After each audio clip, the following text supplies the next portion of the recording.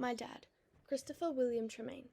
He was born in Christchurch, New Zealand on the 20th of April 1963. My grandfather and great-grandfather on my dad's side were both in the New Zealand Air Force. My great-grandfather was a flight lieutenant in the 41st Squadron. My grandfather was the squadron leader of the 42nd Squadron. He was given an MBE by the late Queen herself in 1953 in Auckland. Dad spent some of his youth growing up in Changi, Singapore.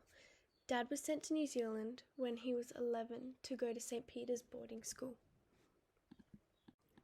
Dad has always been passionate about the island's history, and when he spotted some Japanese writing on the wall of the servants' quarters where he lived at that time, it sparked his interest in what went on here on CI.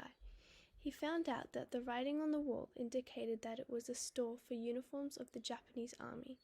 Since then, Dad has spent time learning about the island and goes into the jungle to find camps and forgotten town sites. He uses a metal detector to locate relics. Dad has found bullets, buckles, coins, and military things that have been thrown away. My dad wants other people to learn about the history of the island, especially the time during the war. He sometimes goes to the school to show kids interesting things that he found, such as a Royal Artillery hat pin from the Australian Army that was used in both World Wars.